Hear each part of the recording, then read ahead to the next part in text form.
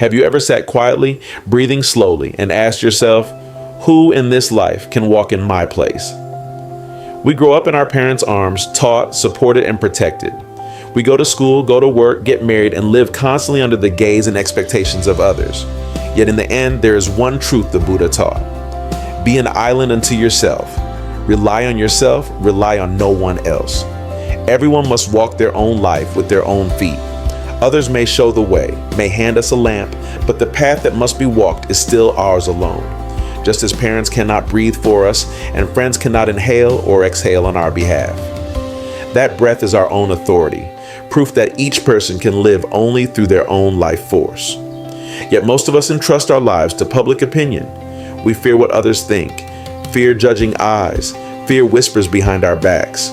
We try so hard to please everyone that we lose ourselves. But does anyone truly live for us? When we suffer, others may comfort us, but the pain is still ours to bear. When we are lost, others may point the way, but the steps home must still be taken by ourselves. The Buddha taught, each person creates their own karma and reaps their own results. No one can bear your karma for you, and no one can practice in your place. Others may love us, may pray for us, but if we do not transform ourselves, if we do not sow wholesome causes, the results still remain in our own hands. This is the fairest law of the universe. Imagine a seed. Others may prepare the soil and water it, but if the seed itself does not sprout, it will remain forever in darkness. So it is with human beings. No matter how much advice or teaching we receive, if we do not truly change, nothing new can arise in our lives.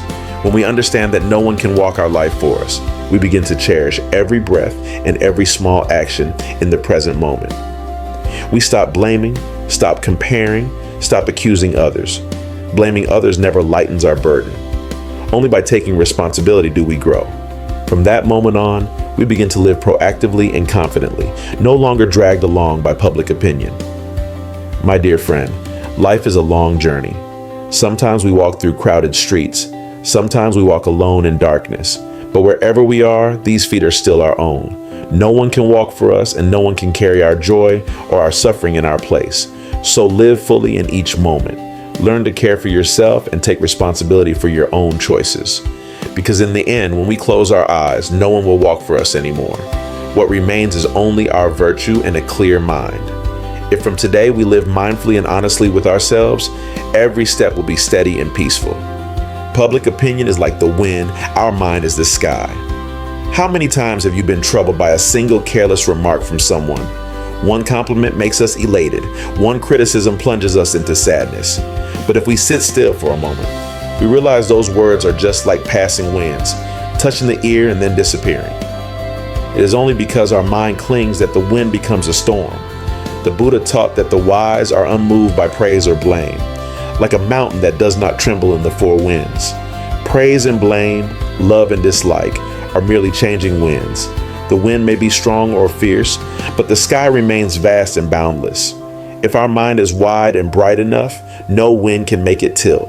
Look at the sky, sometimes white clouds, sometimes dark, sometimes thick, sometimes thin. Yet the sky itself never disappears because of the clouds. So it is with the mind. Praise and blame come and go, but clarity remains. If we abide in the mind, outside sounds are merely passing guests. Many people suffer because of public opinion, not because others' words are heavy, but because their own minds are too narrow. A small, cramped house trembles at the slightest breeze. A vast sky, even in a storm, remains unchanged. So when our hearts are easily shaken, what we need is not to stop the wind, but to widen the mind. Reflect carefully. Sometimes praise is not entirely right, and criticism is not entirely wrong. Praise or blame only reflects subjective views. True value is determined by how we actually live. The wise do not chase praise to feel proud, nor collapse under criticism to suffer. They quietly walk their own path, like the sky calmly embracing every cloud. When praised, do not rush to rejoice. When criticized, do not rush to grieve. Let your mind be like the vast sky, bright and inclusive of all. Public opinion is only wind, and the wind never stops. Today it criticizes, tomorrow it may praise. Today it applauds, tomorrow it may belittle. If we chase after it, life becomes an endless game of pursuit. Sit down quietly, take a deep breath, and look back at yourself. The wind outside does not decide your life. Your mind is the true sky. When the mind is bright and wide, praise and blame become passing melodies, no longer chains that bind you. Instead of worrying about public opinion, take care of the sky of your own consciousness. When the mind is clear, the wind naturally calms. When the mind is empty, the wind is merely nature's play. Only then do we experience true freedom. Freedom in each breath, each smile amid life's storms. Value does not lie in how others see us. Have you ever asked yourself who you truly are? An image in others' eyes or the deep qualities within yourself? How many of us have grown tired trying to decorate ourselves just to earn a nod of approval, a look of recognition from outside? But is that truly our value? The Buddha taught in the Dhammapada, with a pure mind, life is pure. With a defiled mind, life is defiled. Purity or defilement depends on oneself. No one can replace you. These words are like a mirror reflecting the deepest truth. A person's value is not measured by opinions or judgments, but by spiritual qualities and by how they live each day. Some see only appearances and praise, others scrutinize to criticize. Those eyes are like reflections on water, showing images but never touching the source. A river does not become pure because someone praises its clarity, nor more polluted because someone calls it muddy. It simply flows, alive as it is. So too with human beings. True value lies not in what others think, but in whether we maintain integrity, truthful speech, and wholesome actions. A person may be misunderstood or spoken ill of, but if their life is filled with love and kindness, those judgments are like dry leaves blown by the wind, unable to change anything. Living by others' gazes turns us into a mirror hung in a marketplace, marked by everyone who passes. Living by inner qualities, we become a lamp in the night, quietly shining without display. When hearing judgment, instead of reacting hastily, ask yourself, is this true? Does it reflect my real qualities? And most importantly, is my mind pure right now? These three questions alone can free us from the pull of praise and blame, reminding us that our true value lies nowhere else but within. Life is short. Do not become a prisoner of others' eyes. Live like a free-flowing river, following its natural course. Keep your heart like a lotus blooming in the mud, yet fragrant. When inner qualities are the foundation, we realize our value has never come from others, but always from ourselves. Freedom from the cage of praise and blame. Some cages are made of gold, shining and beautiful, but they are still cages. A bird inside, even well-fed, can never fly into the open sky. So it is with people. When we live for praise or fear criticism, we think we are being recognized, but in truth we are trapped in an invisible cage built by our own mind. The Buddha taught, whoever lives enslaved to praise and blame will never be free. For once we depend on praise, we tremble at criticism. Praise becomes honey, criticism becomes a blade. Our life then no longer follows our own steps, but the applause or whispers of others. Praise and blame are only fleeting echoes. Today they applaud, tomorrow they turn away. If our mind is unsteady, we exhaust ourselves trying to please everyone, an impossible task. To escape the cage of praise and blame is to dare to live truthfully, not exaggerating ourselves for praise, nor diminishing ourselves out of fear of criticism. This is the attitude of one who knows their path and what truly matters to the soul. In the scriptures, the Buddha is called the Tathagata, one who comes and goes as things truly are. He does not come because of praise, nor depart because of blame. Below is a faithful, fluent English translation, keeping the calm Buddhist tone, storytelling flow, and reflective depth of the original. I translate meaning for meaning rather than word for word, so it reads naturally to English listeners. He lived, spoke, and acted from a pure and clear mind, not pulled by external conditions. That is the very image of true freedom. Look back at your own life.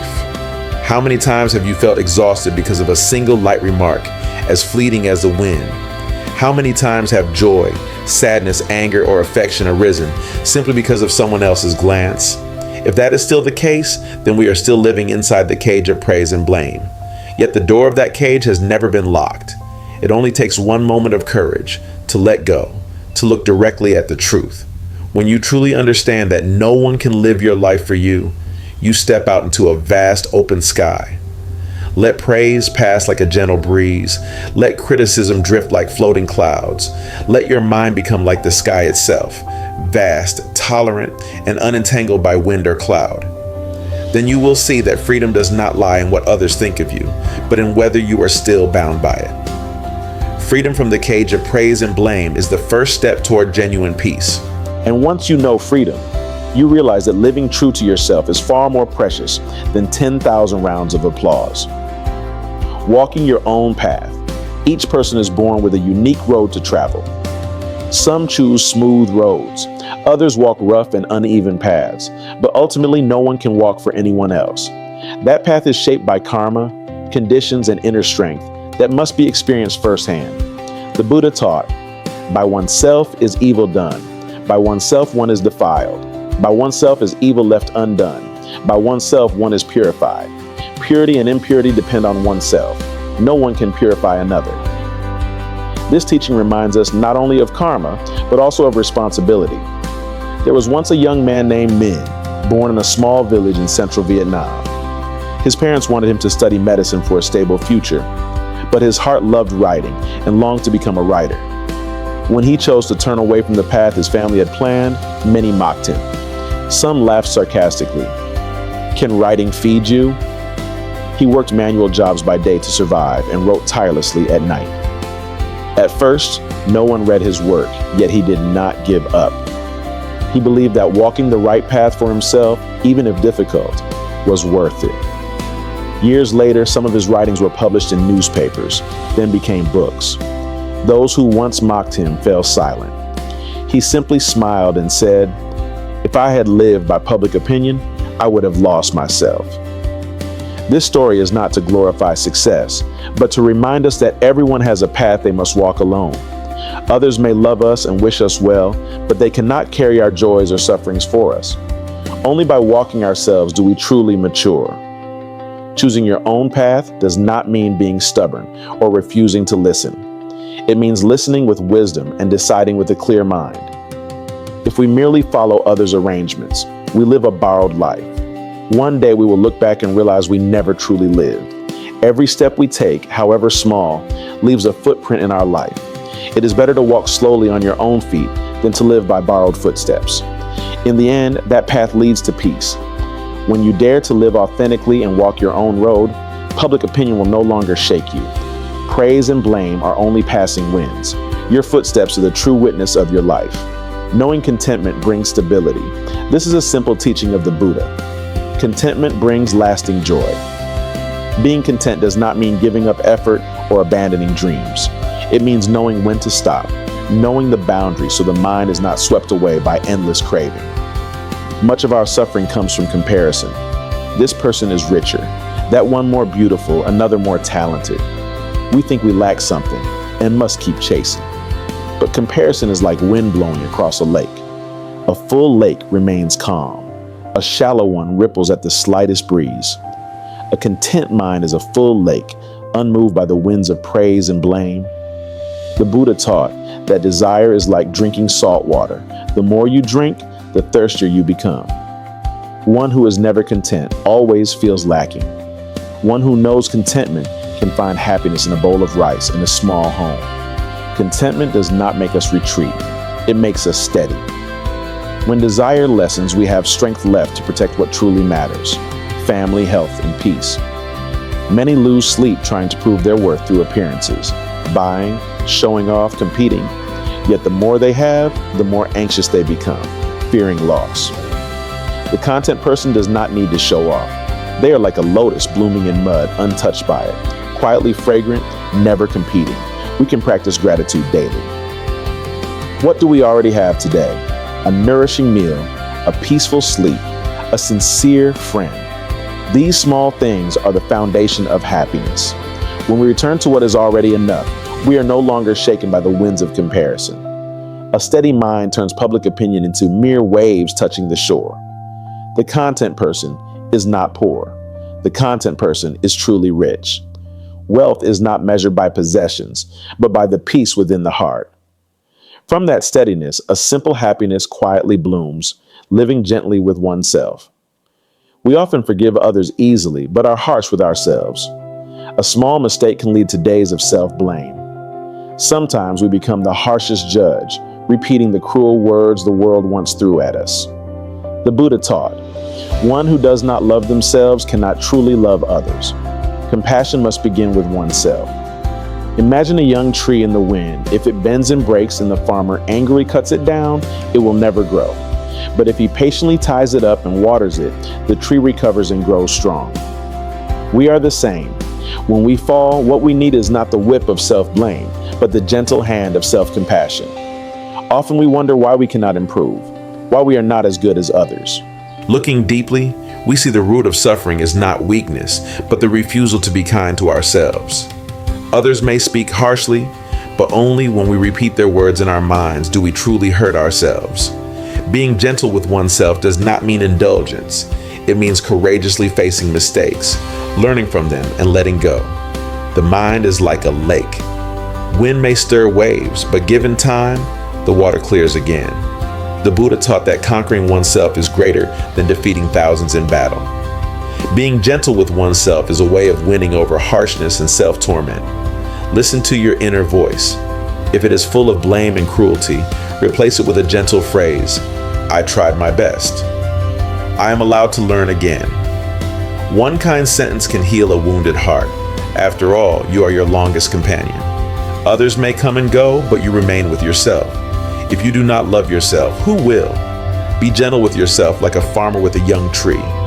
With time, the mind settles and clarity returns. Adversity is a test that refines the mind.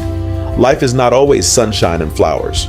Storms come suddenly and knock us down, yet they reveal whether our hearts are steady and our legs can rise again. The Buddha taught, "Jade becomes brighter through polishing. People mature through trials. If we walk only on flowered paths, we become fragile. But after mud and stones, the heart grows strong." There was a man named Tan in Quang Nam who once prospered in business, then lost everything. People gossiped and mocked him. At first, he lived in shame and resentment. But while working labor jobs to repay debts, he realized adversity was teaching him humility. He learned to cherish simple meals and empathize with poor workers. Failure became a lesson in refining the heart. He became gentler and deeper. Similarly, the Buddha's life in the palace would never have revealed suffering without encountering aging, illness, and death. Adversity opened the door to wisdom. Adversity is like fire. True gold shines brighter. Impurities burn away. Those who flee suffering multiply it. Those who look deeply transform it into growth. When misunderstood or defeated, ask, "What is this teaching me?" Adversity becomes a strict yet compassionate teacher, strengthening patience and clarity. Right view and right speech must be cultivated. Words can heal or destroy. The Buddha taught right view, to see clearly, and right speech, to speak truthfully, gently, at the right time, and for benefit. A man in Hanoi once harmed his family with harsh words. Learning to pause and breathe before speaking transformed his home into warmth again. Right speech frees us from fear of public opinions. Words born of compassion and wisdom return peace to ourselves. Praise and blame pass like clouds, but kind words remain in hearts for a lifetime. Thus we free ourselves from the chains of gossip. Live like a flower, walk like a river. Flowers bloom quietly without competing. Rivers keep flowing without clinging to bends. Those who live like this are unmoved by praise or blame. Happiness is not in others' eyes, but in how we live each day, truthfully, gently, and contentedly. No one can live your life for you. Praise and blame are passing winds. Happiness or suffering is your own choice. Live fully each day. Be true, gentle, and grateful. That is enough. Happiness is not out there. It is in every breath, right here within you.